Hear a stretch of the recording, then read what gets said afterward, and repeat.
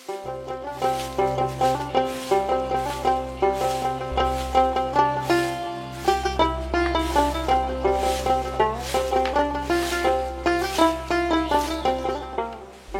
শাড়ি পরে কোথায় যাচ্ছ? কলেজে যাচ্ছি। কোনো সমস্যা? না, কোনো সমস্যা নাই। শাড়ি পরে কোনোদিন কলেজে যাইতে দেখি নাই তো, তাই জিজ্ঞেস করলাম। আপনি 14 গোষ্ঠী কেউ কোনো কলেজে গেছে? বৌমা, তুমি এভাবে কথা বলতেছো কেন? আমার মন যা চায় আমি তাই করব। আপনি এখানে নাক গলাতে এসেছেন কেন? যত সব অশিক্ষিতর দল।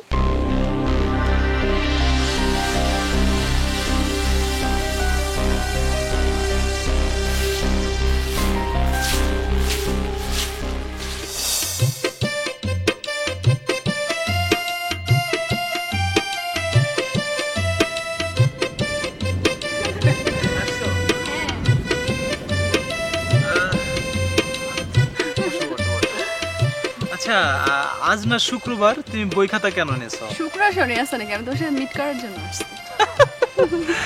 এই জন্যই আমি তোমাকে এত বেশি ভালোবাসি। খুব তাড়াতাড়ি আমরা বিয়ে করে ফেলবো, ঠিক আছে? অনেকদিন তো হলো, তাই না? ঘরে আমার বউ হয়ে আসতে ইচ্ছা করে না? হ্যাঁ করে? করে। সত্যি? আসলে তোমার এই হাসিটুকু দেখার জন্য আমি একদম পাগল হয়ে থাকি, ব্যাকুল হয়ে থাকি। পৃথিবীর সবচেয়ে সুন্দর হাসিটা তোমার মুখ থেকে আসে।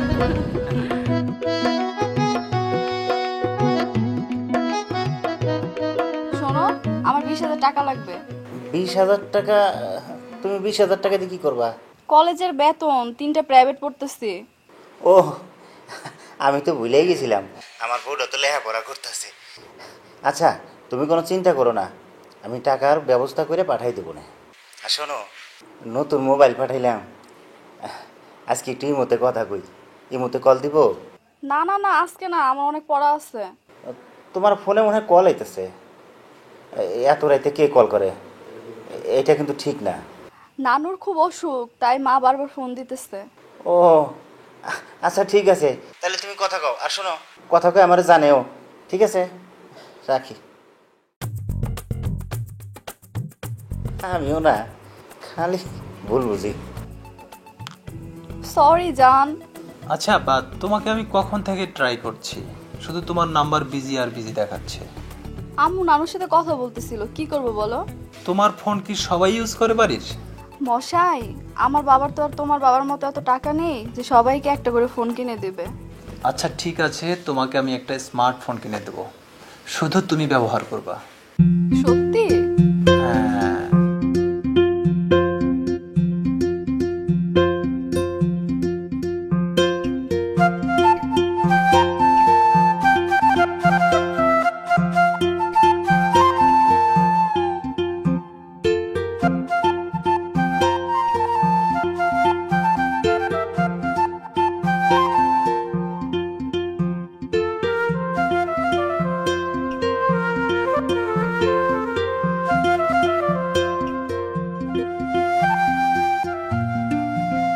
বৌমা, কার সাথে কথা কও?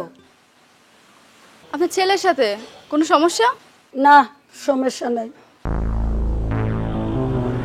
কার লগে যে এত কথা কই, দিন রাত কথা বলে, কিচ্ছু জানি না, বুঝি না।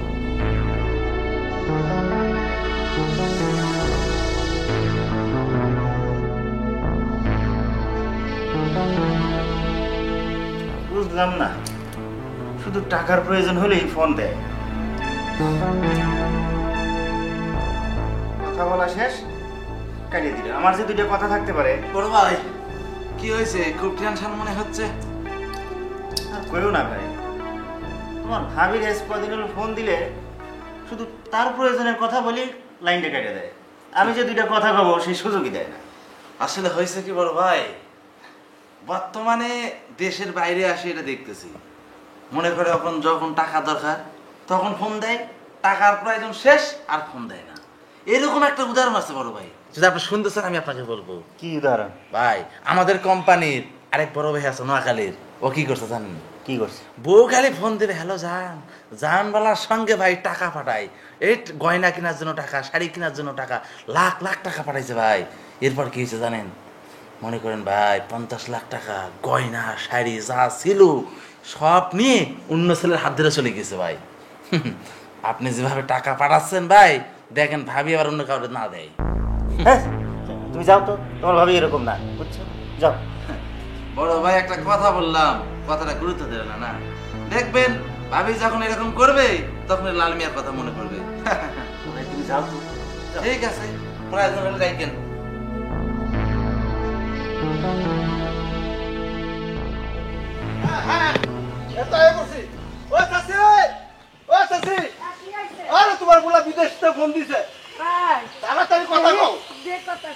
হ্যালো, কেমন আছো বাবা?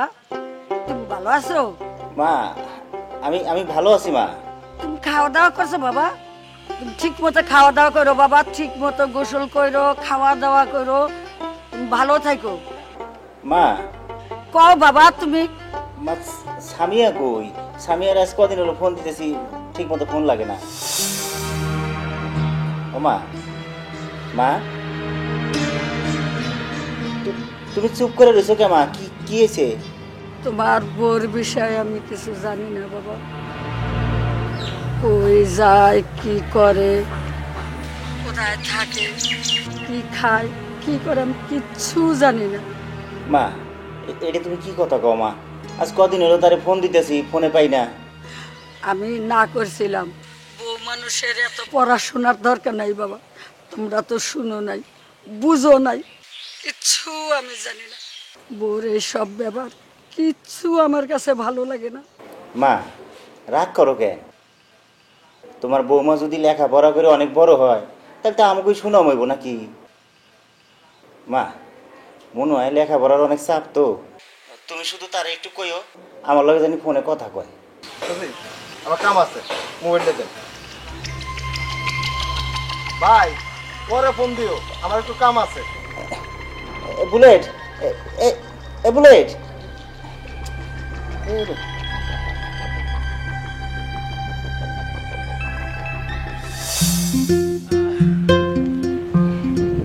তুমি প্রতিদিন এত দূর থেকে কলেজে যাওয়া আসা করো। আমার দেখে খুব কষ্ট লাগে। এতই যখন খারাপ লাগে তাহলে আমাকে বিয়ে করে ফেলো, কলেজের পাশেই তো তোমাদের বিশাল বাড়ি, আমার জন্য অপেক্ষা করতে হবে না। বিয়ে তো করবোই শোনা, আমার বাবা মা চায় না যে এখন আমি বিয়ে করি। আগে লেখাপড়াটা শেষ করি, ব্যবসা বাণিজ্যের হাল ধরি, তারপর না হয় বিয়ে করবো। এতদিন তোমার জন্য অপেক্ষা করতে পারবো না, আমার বাবা মা অন্য কোথাও বিয়ে দিয়ে দিবে, তুমি কি সেটা চাও? এমন কথা মুখে আনা যাবে না। সময় হলে সব কিছু হবে।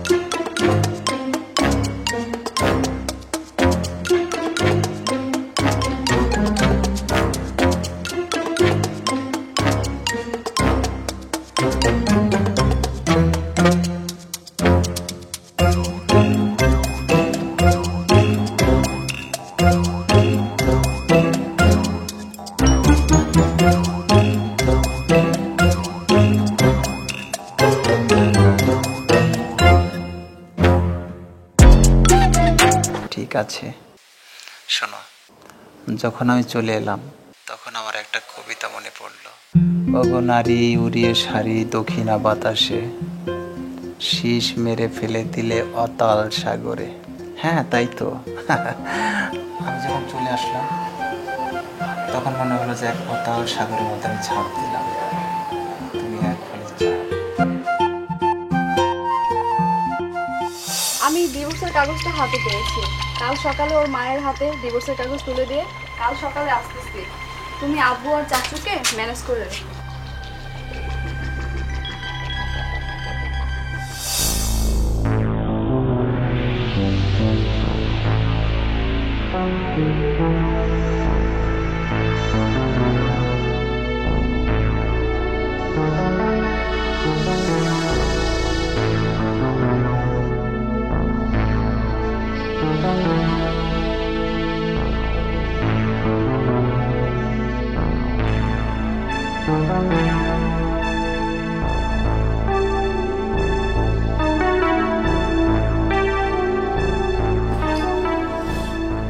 বড় ভাই কামে যাবেন না? ভাই রে, কামে যাবো কেমনে? কেন? আজ 15টা দিন হইলো তোর ভাবির সাথে কোনো রকম যোগাযোগই করে পারতিস না। বড় ভাই এটা আপনি কি বললেন? টানা 15 দিন ধরে কথা হয়নি, তা আন্টিকে ফোন দেন আপনি? এ ভাই, বাড়িতে দুইটা ফোন, দুইটা ফোনই বন্ধ। তা পাশে কেউ ছিল না, মানে আপনার এলাকার কেউ নাই তাকে ফোন দিয়ে কথা বলা? মাঝে মধ্যে বুলেটে ফোন দিয়ে একটু মার কাছে যাইতে হবে, এই বুলেটের নাম্বারও আমি যোগাযোগ করতে পারতেছি না। কি যে অবস্থা, কি করি বুঝতেছি না। ভাই আমি একটা জিনিস বুঝতেছি না ভাই, আপনি কেমনে আছেন এখন এই দেশে? টানা 15 দিন ধরে কথা হয়নি, ভাবির সাথেও কথা হয়নি, আন্টির সাথে কথা হয়নি, এর মধ্যে তো কোনো বড় বিপদ হতেই পারে ভাই। ভাই আমি আপনার কাছে অনুরোধ করছি ভাই, আপনি এই দেশের কথা বাদ দেন ভাই, আপনি তাড়াতাড়ি ভাই গ্রামে যান ভাই। আপনি দেশে যান, দেশে গিয়ে খোঁজ খবর নেন ভাই, পরে আবার চাকরি করতে পারবেন। যে একবার যদি কোনো বড় ক্ষতি হয়ে যায় ভাই, আর ফিরে পাবেন না। অন্তত আন্টির জন্য যান ভাই। ভাই ভাই তুই আমার মনের কথা কইস, তুই আমার এদিকে সব সামাল দিবি। হ্যাঁ অবশ্যই ভাই, আমি যেমনি হোক আমি দেশে চলে যাবো, আমার আর এখানে মন টিকতেছে না। অবশ্যই বড় চল ব্যাগগুলো ঠিক করি।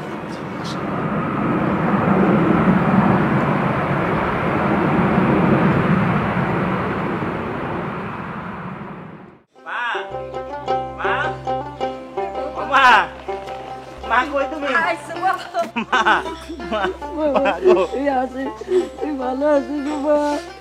মা তোমার ছাড়া আমি কেমনে ভালো থাকি মা? আমিও ভালো নাই বাবা, তোমার সারা আমার সংসার আমিও ভালো নাই। মা মা গো, আমি আয়া পড়ছি, তোমার আর কোনো চিন্তা নাই, ঠিক আছে? তোমার আর কাঁদতে দেবো না আমি। ও মা, সামিয়া কই? আজ 15 দিন হলো সামিয়া কোনো ফোন ধরে না। জানি না বাবা কই গেছে। গত সপ্তাহে আমার হাতে একটা কাগজ ধরাইয়া কই গেছে আমি কিছু জানি না বাবা, আমি কিছু জানি না।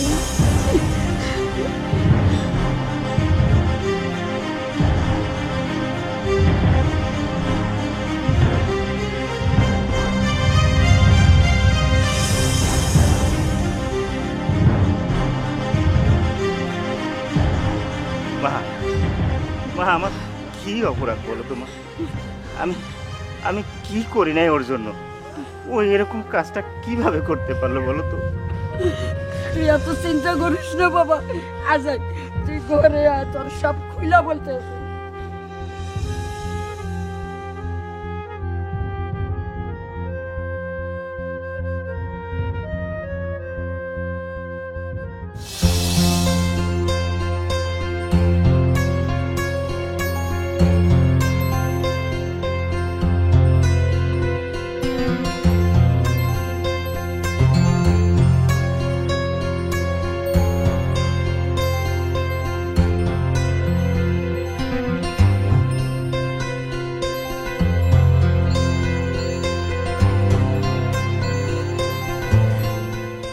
এর কি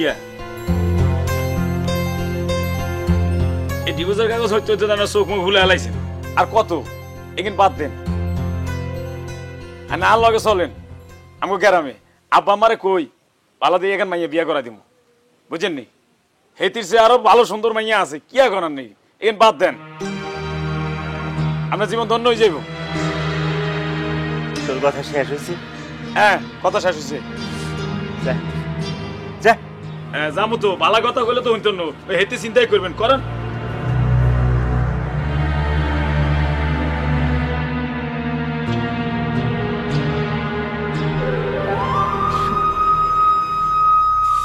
কান্দিস না বাবা, তোর কপালে এইটা ছিল।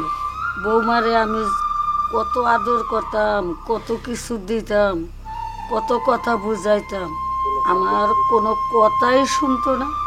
তোর এটা কপালে আসিল, যা হবার হইয়া গেছে।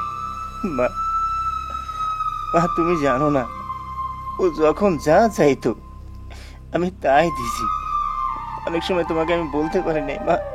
আমি জানি রে বাবা, তুমি সব টাকা দিয়েছ, পয়সা দিয়েছ, সব করছো, তার জন্য আমি ওর অনেক ভালোবাসি। আমি কিচ্ছু বলি নাই বাবা, আমি সব জানি। ওরা আমি কত ভালোবাসতাম, কত আদর করতাম। ওরা আমি কোনো কাজ করবার দিতাম না। ওরে করে আমি খাবার দাবার সবচেয়ে বেশি বেশি খাওয়াইতাম, সবচেয়ে বেশি বেশি সব দিতাম, এত ভালোবাসতাম। আমার পেটে মেয়ে নাই তো, মেয়ের চাইও আমি বেশি ভালোবাসি। মা, আমি ওরে ভুলা যাবো কেমনে গো মা? আমি কিছু করতে গেলে ওর মুখটা আমার সামনে বাইসে ওঠে। মা, মা গো, তুমি এত ভালো কেন গো মা? আমি দেখো তোমার জন্য কিছুই করতে পারলাম না। আমি আমার জীবনের সমস্ত রোজগার আমি ওর পিছে ঢেলে দিলাম, ও আমাকে ছাইরে চলে গেল গো মা। আর তোমার জন্য কিছু করতে না পারলেও তুমি আমারে কিভাবে হালগায় ধরে রাখলা গো মা। আমার জন্য কিছুই করা তোর লাগবো না বাবা। তুই ভালো থাকলি, তুই বাইসা থাকলে আমি সব কিছু পাবো। তুই যে আমার সব রে বাবা, তুই আমার সব।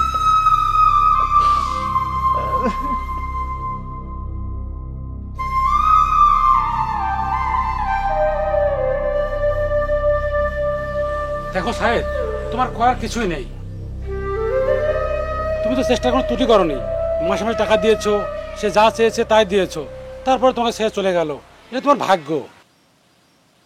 তবে চাইলে তুমি মামলা করতে পারো, কারণ তাকে মাসে মাসে টাকা দিয়েছো, তো ডকুমেন্ট আছে। তবে মাস্টার ভাই, আমি কোনো মামলায় যাব না। তবে আমি হার মানবো না, এর শেষ দেখাটা আমি দেখব।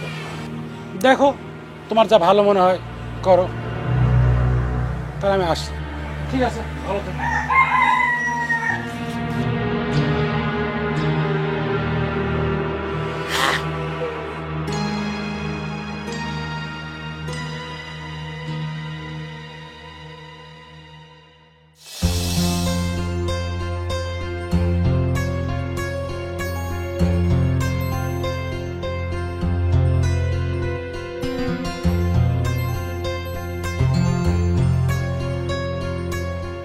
তুমি কি ভাবছো এমনিতে তোমার ছেড়ে দেব? না, তুমি বাংলাদেশের যেখানেই থাকো না কেন, আমি তোমারে খুঁজে বের করবই। আমি তোমারে ভালোবাসি, আমি এর শেষ দেখব।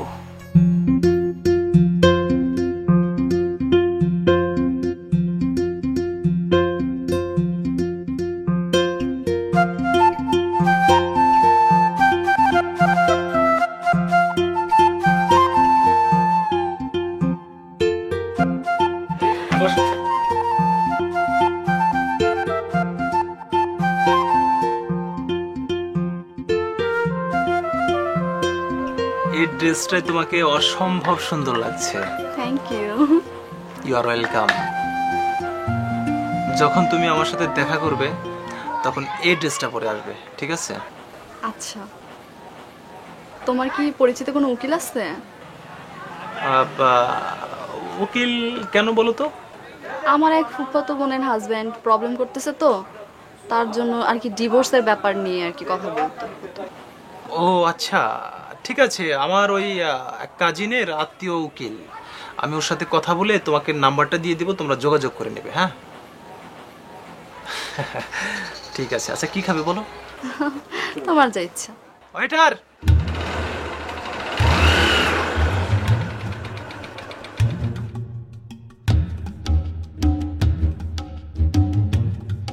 এক কাপ কফি খাওয়া খুব জরুরি। দেখি তো কোথায় কফি পাওয়া যায়। হ্যাঁ, এইখানে যাই।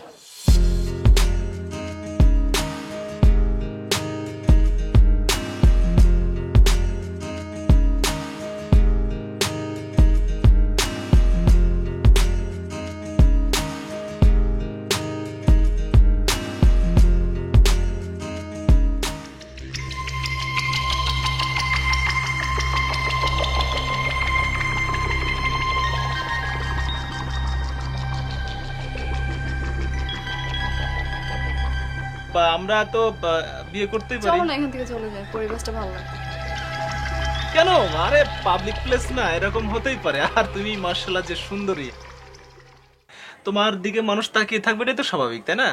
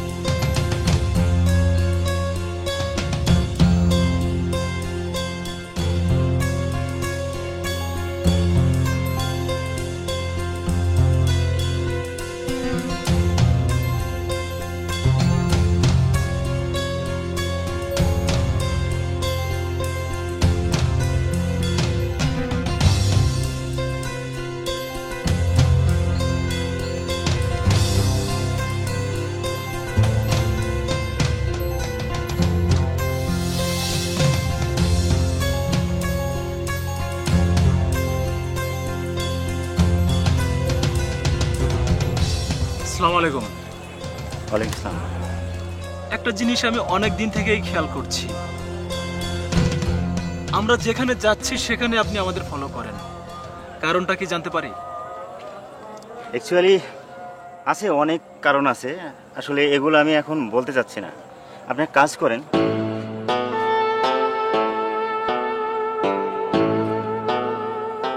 আপনি আমার কার্ডটা রাখেন। আপনার সাথে আমার অনেক কথা আছে। প্লিজ সময় পেলে অবশ্যই ফোন করবেন, আমি কথাগুলো বলতে চাই। ঠিক আছে।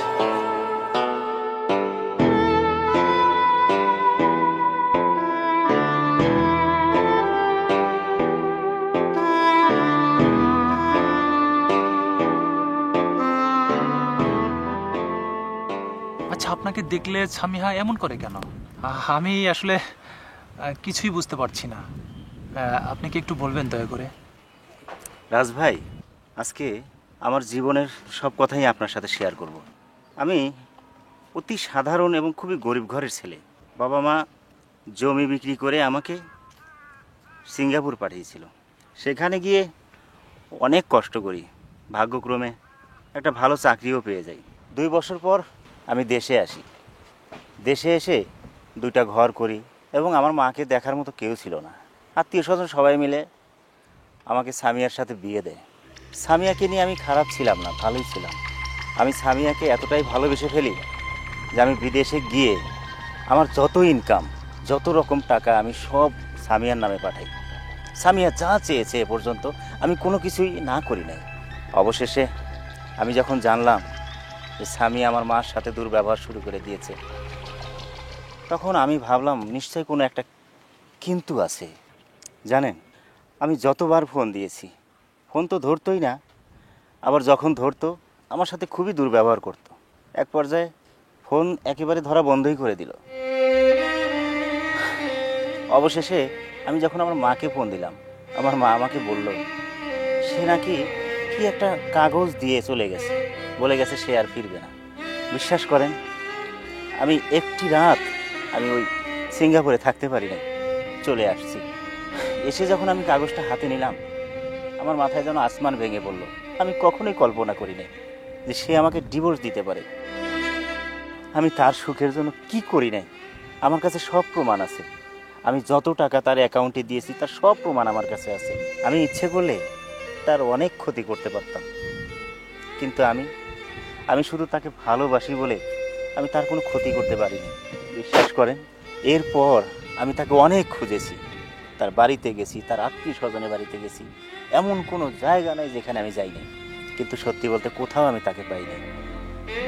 উল্টো তার পরিবারের লোক আমাকে অনেক হুমকি দিত, অনেক ভয় দেখিয়েছে। অবশেষে আল্লাহ চাইলে কি না হয়, খুঁজতে খুঁজতে আপনাদের পেয়ে যাই। যখন আমি আপনার সাথে তাকে দেখেছি, বিশ্বাস করেন আমি মরে যাব না বাঁচবো আমার কোনো হুঁশ জ্ঞান ছিল না, কিন্তু সবসময় ভাবতাম হয়তো একদিন হলেও তার ভুল ভাঙবে।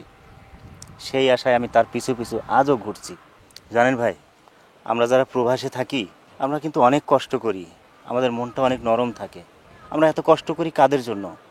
শুধুমাত্র পরিবারের লোকজনদের জন্য। আমরা চাইলেই কারোর ক্ষতি করতে পারি না ভাই।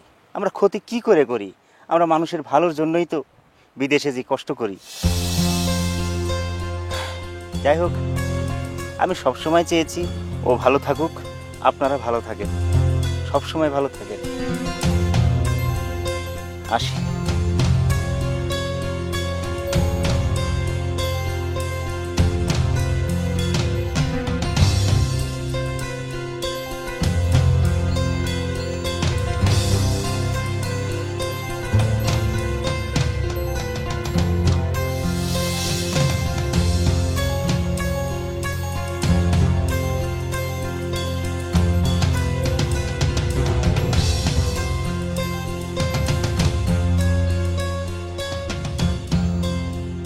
আজ তোমাকে আমি একটা কঠিন সারপ্রাইজ কিসের সারপ্রাইজ?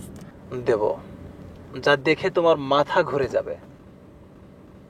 ড্রাইভার, গাড়ি থামান।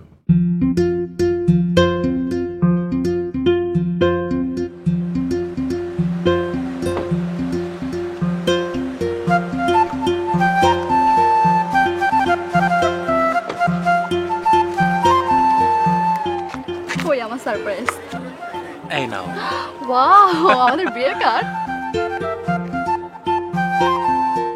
কি ব্যাপার, তুমি তো আমার নামটাই ভুল করছো। নামটা ঠিক আছে, মানে একদম সহজ। তোমার সাথে বিয়েটা আমার হচ্ছে না। হচ্ছে না মানে? এখানে যে মেয়েটির নাম লেখা আছে সেই মেয়েটির সাথে আমার বিয়ে হচ্ছে। মানে একদম সহজ ব্যাপার।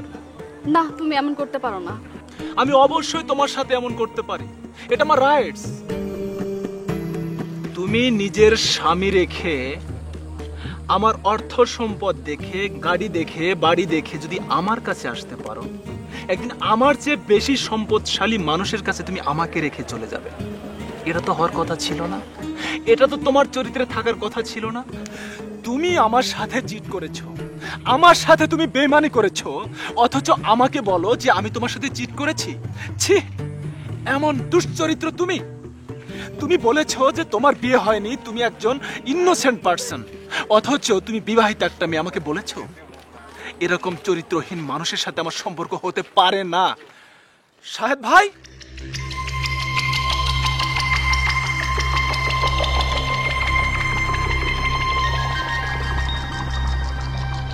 এদিকে আসেন।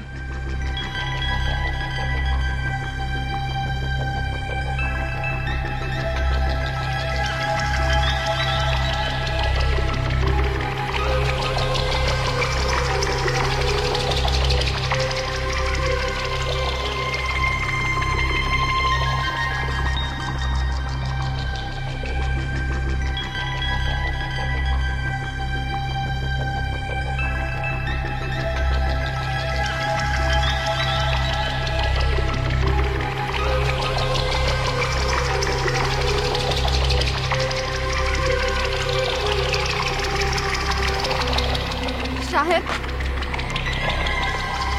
আমার না ভুল হয়ে গেছে। দেখো, সব ভুলের ক্ষমা হয় না।